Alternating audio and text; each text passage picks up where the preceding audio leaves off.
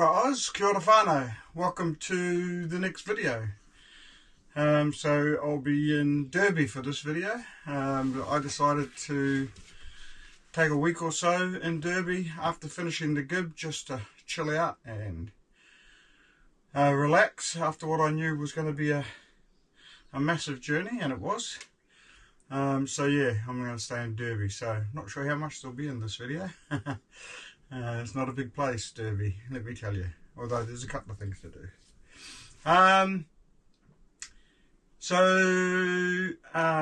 The last couple of days have been about getting cleaned up after our trip on the Gibb. JFNZ went back on Thursday, so I drove to Broome, got the car washed, did a couple of other things, and then dropped him at the airport, came back here, and the next couple of days was all about sorting out my gear back into its rightful spots and cleaning up and getting ready for the rest of my journeys. So that's what I've been doing the last couple of days. Tonight I'm not going to do much today. I've still got a bit to do. I've got to change the spare wheel back and put the repaired tyre. That's why I got that done in Broome as well. I got the flat tyre repaired, so I'll put that back on the car. And then tonight there's Speedway in Derby, so yeah, I might go and check out the Speedway. And instead of cooking dinner, probably get, track food. I'm guessing I'll have hamburgers or hot dogs or chips or something. Anyway, that's what I'm going to do today. Okay, Sam's fun fact. So Derby is one of only 4 towns with over 2,000 people, and it's located on King Sound. Derby has the highest tides in Australia, with the differential between low and high tide reaching 11.8 metres. So I was down, John and I was down at the jetty just before we left to go to the Gibb, and you could see the tide rushing in, and it was just massive. Anyway, we'll check that out at some point. Alright, so I'm going to clean up and get stuck into some more cleaning and sorting. So it's Saturday night and I'm at the local Derby Speedway. Saturday night Speedway. Long time since I've been at a Speedway, but anyway, it was advertised, so I thought I'd come down and have a look.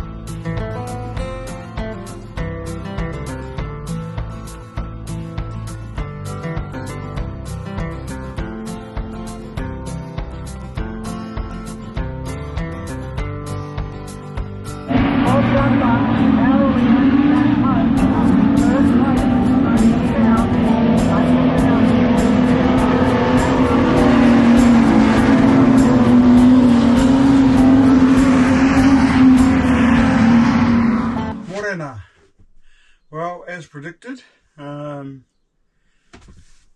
didn't do too much yesterday except for more sorting out of gear, but I'm pretty well squared away now.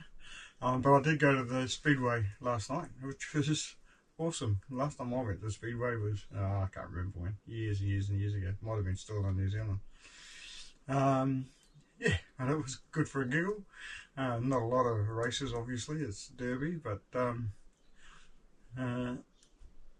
yeah, yeah, I went and had a look, and I had a feed out there, a hamburger and whatever. So yeah, it was pretty cool. Today I am just going to go and have a look in town and see what there might be to see. There's a Boab Prison Tree nearby, so I'll go and have a look at that maybe. And there's a sculpture walk, so I might go and have a look at that. Anyway, won't be too strenuous. Sam's fun fact. So just down the road is the Curtin Air Base, and the Curtin Air Base is a strategic bear base. Alright, and it's maintained by a small caretaker staff during peacetime. It can quickly scale up to a fully operational airfield to support major military exercises, or obviously if it was wartime. Derby was also bombed during World War II, so there you go. And because of its remote location, the position makes it a critical component of securing Australia's northern approaches. Okay. So yeah, that's it. I'll clean up and start my day. So there's a whole lot of sculptures down on the way to the jetty. I don't know what it's about, but here's the first one. Looks like an AFL sculpture.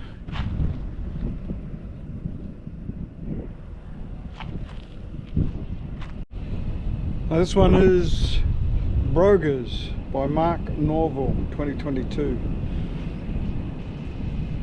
So the broga is also known as the native companion. It's a unique bird species found only in Australia. Belongs to the crane family.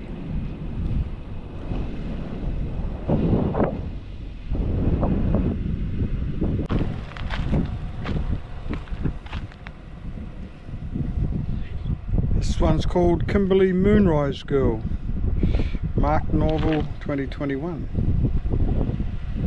Sculpture stands as a tribute to the women of Kimberley.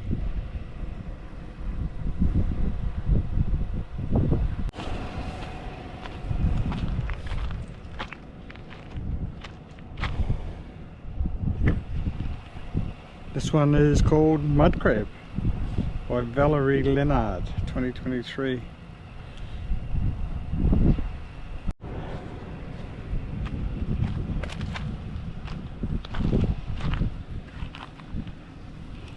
So this one is Sculptures on the Marsh Stingray, Gin-Up by Joey Kitching, 2023.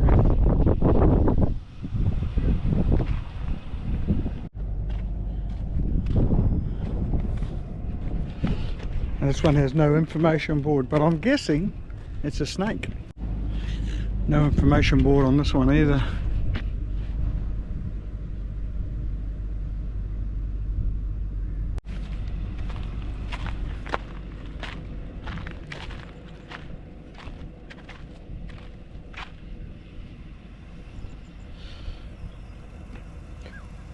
This one's called Contemplation, not sure why.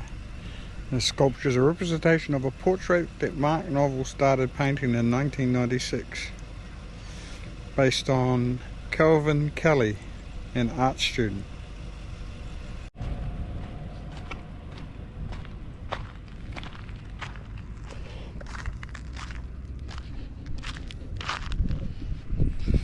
This one's of a Kimberley ringer.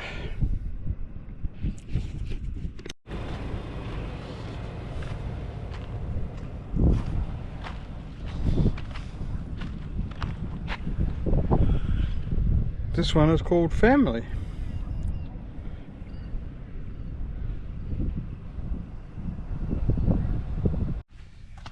This is the Boab Prison Tree. Come to have a look at. It's not far from the turn off to the Gibb.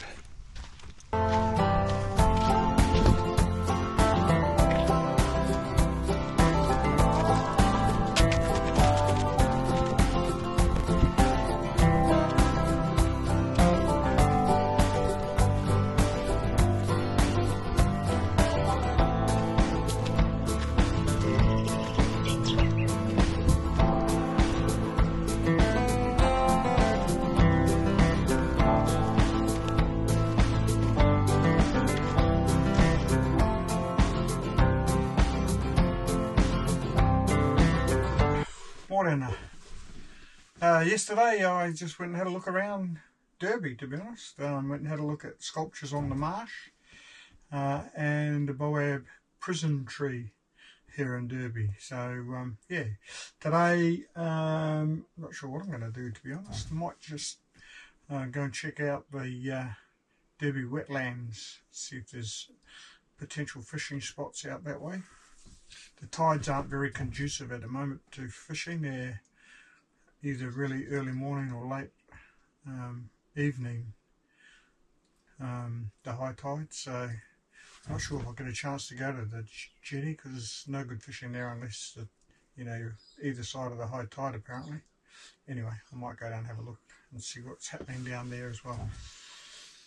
Sam's fun fact: early pastoralists helped. Before Derby was established in 1883, Aboriginal people were kidnapped from the West Kimberley. The kidnappers, known as blackbirders, were settlers who were connected with the pearling industry. They wanted divers and workers for the pearling boats. They rounded the people up, put them in chains and marched them to the coast. Some may have been held captive at the Boab Prison Tree while they waited for a boat. You would have seen the prison tree earlier. Early pastoralists helped the blackbirders because they thought that removing the young men would guarantee peaceful behaviour from the older ones left behind. The Aboriginal people resisted. A settler named Anthony Cornish was killed in December 1882. Police then came from Roebourne and took more people away.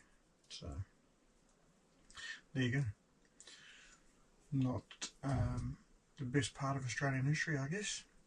Yeah, so I'm going to clean up and start my day.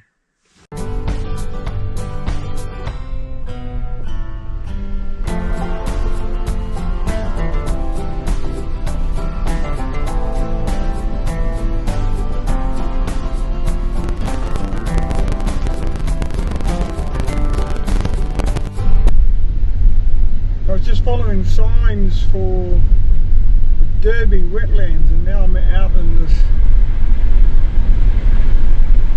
almost desert area. It looks like it must get full up with water in the wet, but it's all dry and hard now. I'm following tracks. So looks like water in the distance, but I think it might be heat sheen. So anyway, interesting spot. It's like you feel like you're in the middle of nowhere. It's quite surreal actually.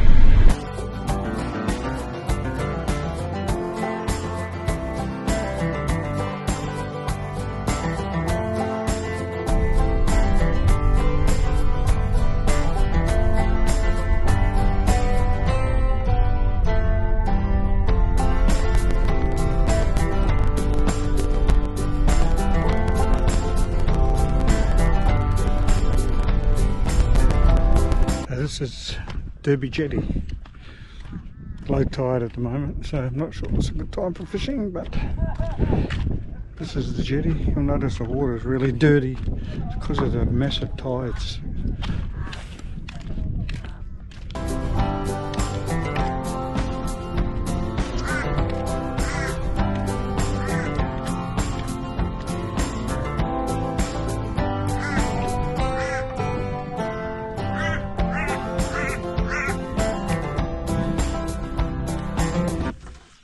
Morena.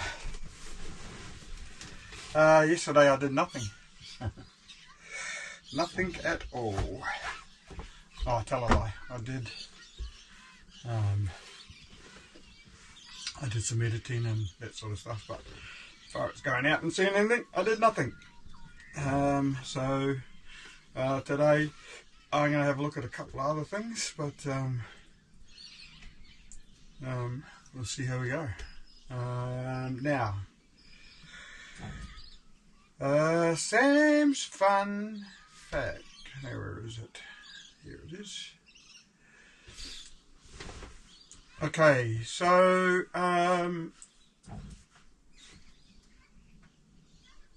Boab trees called Lacardii. and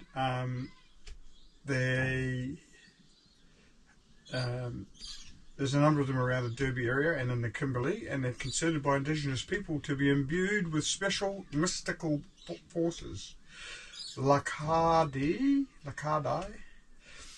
which fall within the category called Mullagy, have been recorded as sites of significance under Aboriginal Heritage Act 1972. According to the local people or traditional law people who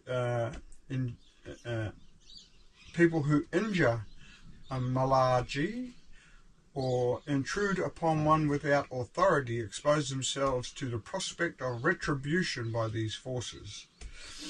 Dispersed throughout the Kimberley, the Lakadi are believed to harbour extremely severe and potent powers. These powers may be invoked by senior ritualists to punish people who violate Narangikani. So there you go. That's the Boab trees. Okay, so today I'm going to go maybe have a look at the art centre.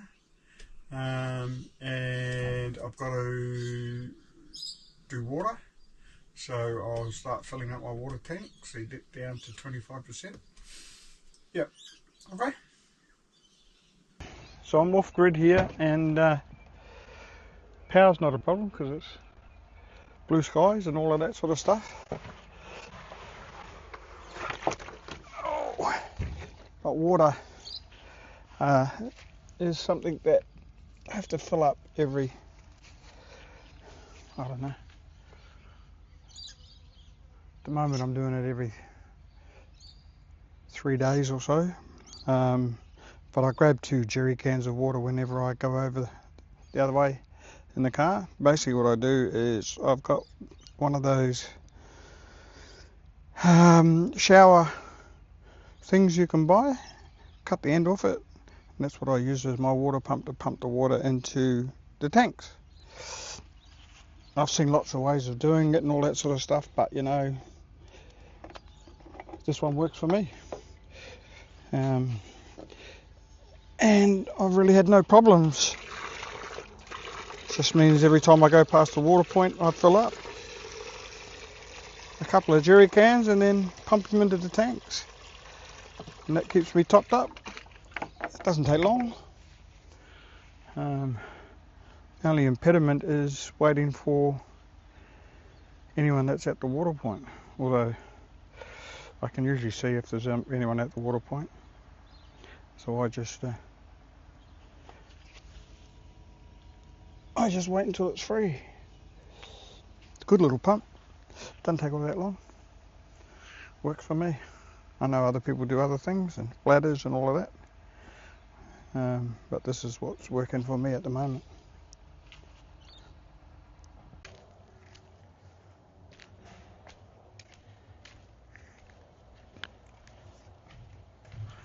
This is a cultural art centre. Not sure if it's open or not.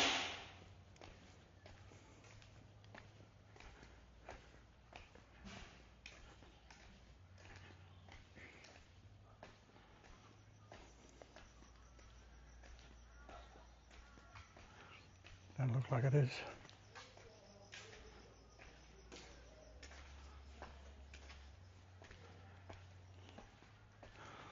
Looks like you can't take cameras inside. So that's a Wanjina cultural centre that I've just been in. Unfortunately, you're not allowed to take in cameras, or sorry, you're not allowed to film or take photos. So yeah, wasn't able to get any film in there. Interesting little site. Looks like they do cultural shows here every now and then as well, so anyway, I'll try and check that out. The Mawanjum community. It's interesting, it's its own community. It's an Aboriginal community, obviously, And as you turn in here, there's a sign says Mwanjum Community. No alcohol drinking in community or at the gate. No unlicensed driving in community. No fighting in community. By order of the Mwanjum Council and the Mwanjum bylaws, fines up to $5,000 may be issued for each offence.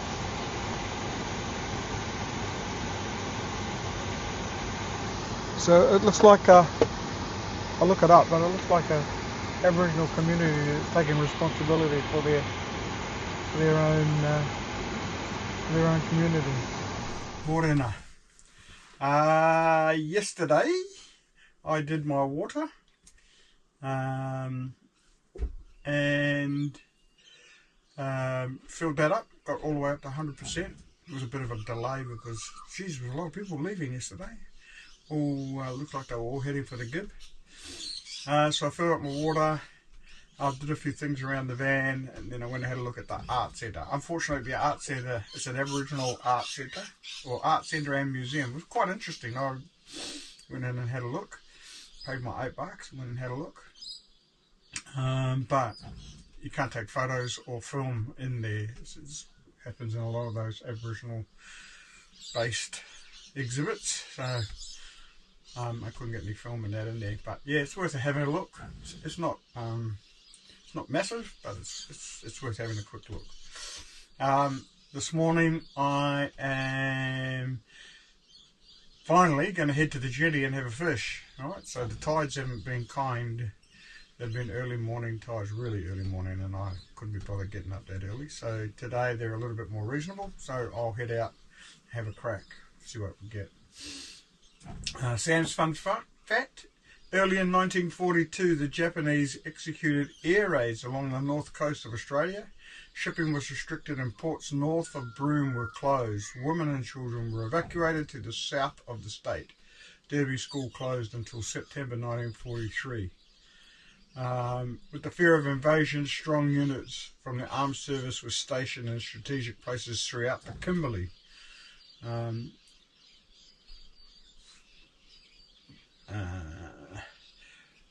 But the land near Miles Bore, which is where the prison Boab Tree is, came about because water, fuel, food and other goods had to be delivered to the armed services units. Drivers from the 125th and 138th Australian General Transport Companies helped to transport ammunition, bombs for liberated bombers and thousands of tons of high-octane fuel to Broome, to the RAAF operation based at Noonkanba. The drivers and personnel camped in tents and ant bed floors near Miles Bore. So the Boab Prison Tree was used for storage purposes. And the bore provided water for ablutions and laundry. It flowed into a holding tank about 1 metre square, situated between the bore and the concrete cattle trough. There you go. Okay, the soldiers also built a small swimming pool, which they used. Officers had an hour to themselves, and then the rest of the day was for the troops. There you go. Alright, I'm going to clean up and head down to the Derby Jetty. Alright, so first time I've been able to have a fish for a long time. Said the tides haven't been great. Anyway, we'll have a crack this morning and see what we can get.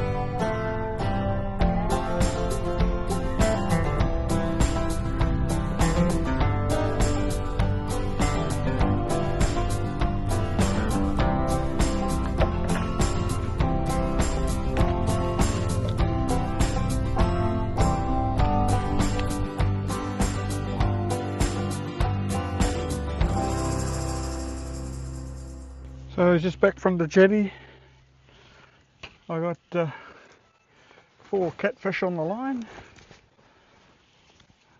So a bit of fun, but nothing for the freezer, or nothing for dinner, because catfish aren't real good eating. But today's my last day in Derby, so the rest of today I'll be packing up, getting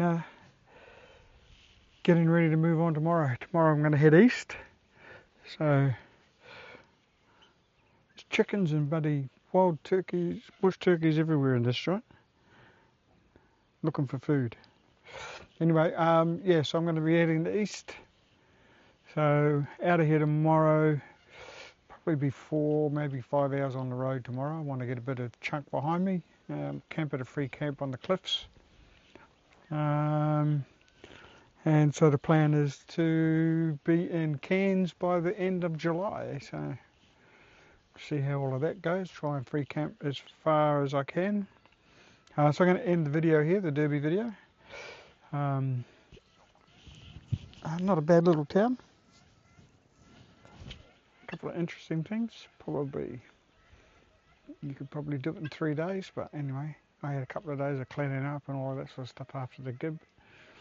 So yeah, it'll be next 2 days heading east out of the Kimberley, back into the NT. Thinking about stopping in Catherine for 2 or 3 days to have a look at Catherine Gorge, and then debating whether to do the Savannah Way or not, so we'll make that decision when I get closer. Anyway, today's about packing up and getting the van ready for the road again. Been a while. Alright, so end the video here, and we'll see you on the next one. Ka kite.